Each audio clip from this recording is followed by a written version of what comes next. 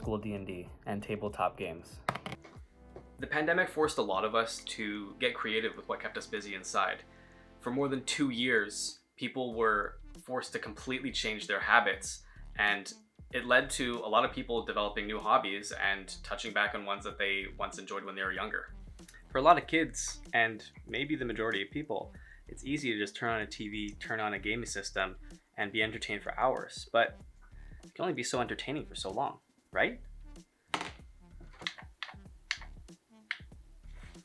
Listen, I'll admit, for the start of the pandemic, I filled my days with video games, sometimes more than one day at a time.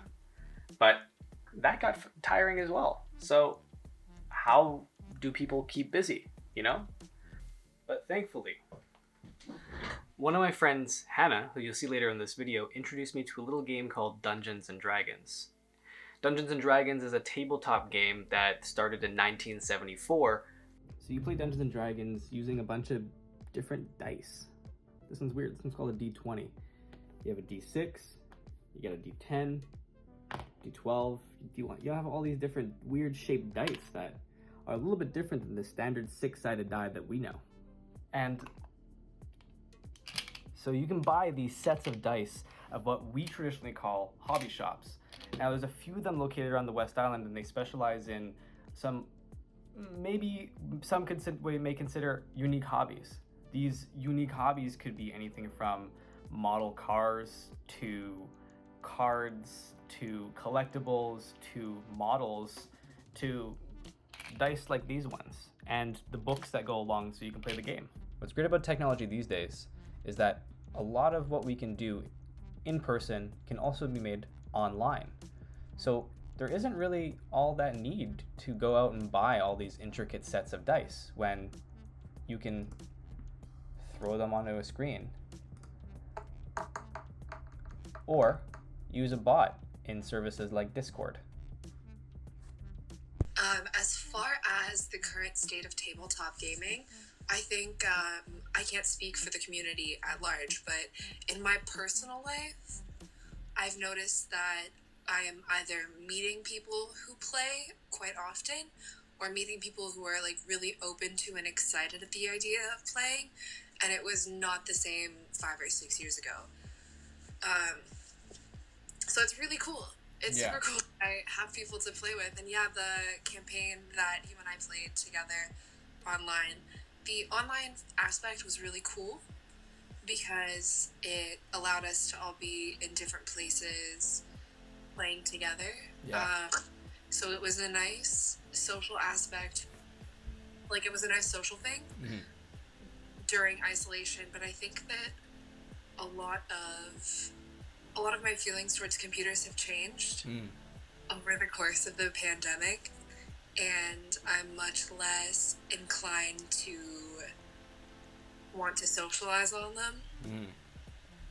So as much as online tabletop gaming became popular at the start, I don't really see it continuing to grow because there's nothing like playing in person. Yeah. And we all got dice, right? Even though we didn't need to, because there's something nice about having like a tangible physical thing, right? Yeah. And you get all kinds of cool dice. Like they're beautiful and they're fun to collect, and it's, I don't know. So let's think about it. If we don't need to go to these specialty hobby shops to get these items that otherwise we can find online, what are the consequences of that? So the actual definition of a hobby shop is a shop or store that sells recreational items for hobbyists. So anything from modeling to collectibles to gaming to computers. But are these hobbyists few and far between now? That because of popular culture, the desire to have material things isn't necessarily there anymore. Collections are few and far between now. The desire to spend hours of tedious manual work for an outcome later down the line isn't necessarily something that people my age and younger will want. But these these hobby shops are niche interests. The interests of people may have changed over time, or maybe they got into something else. For myself, I started playing guitar again.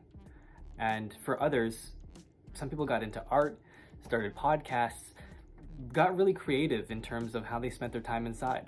Do you think if it weren't for shops that are available for you to get things that you would use in your hobby, do you think it'd be a lot more difficult to pursue it? Like, do you think if these specialty shops were to close or fizzle out, do you think you'd be less inclined to pursue that hobby?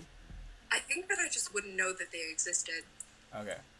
Because there is definitely something to say for like the way stores are laid out. Like I have learned so much about art just by looking at materials available.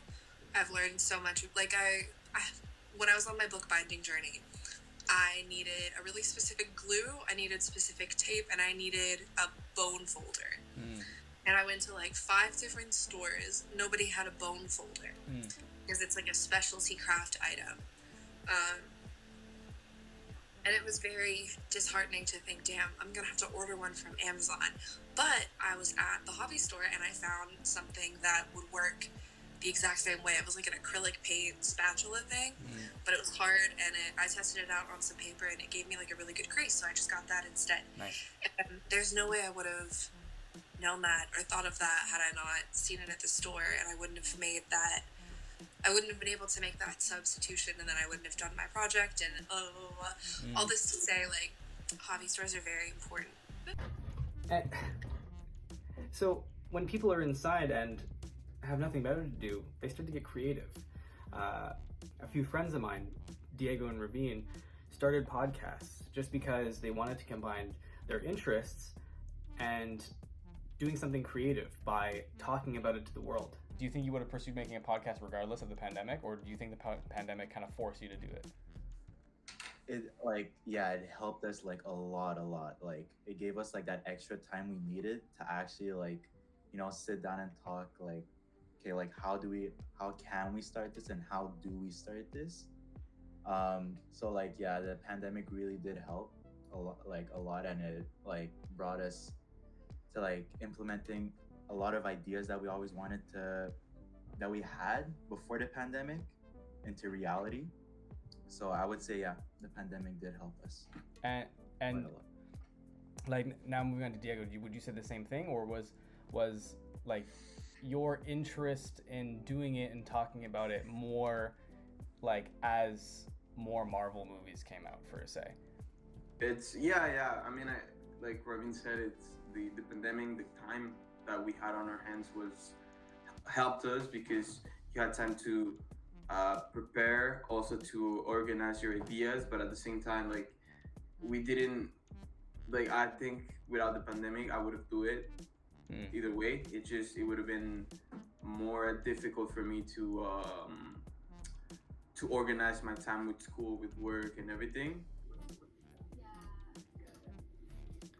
For people who aren't as creative or maybe don't have the desire to start building a collection that they would have to be really hands-on with, talking about your interests and disseminating it online may be a way to express yourself. And because of interests like these, it seems that hobby shops around the West Island and maybe across Canada seem to be taking a toll. Interests and like things that like people are like buying nowadays, like the consumer's interest, like completely changed due to the pandemic mostly, I would say. But it's just like changes in like consumer like ideas, I guess. Like what we were buying back then 10 years ago, like nobody's buying that today, I would say. And that's including like the miniatures and the modelings and all that. So. But then it comes back to like Pokemon was dead like 10 years ago, Yeah, like I'm talking it right now, but like 10 years ago I remember like it was not like I was a weird kid bringing the cards to school. It's unfortunate because of things in popular culture like social media, like TikTok, like Instagram, like video games. Hands-on hobbies are slowly becoming less and less popular.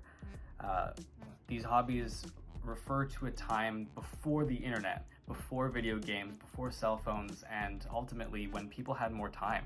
And that's without including other hands-on interests like painting, drawing, and other art-related stuff that these hobby shops also specialize in.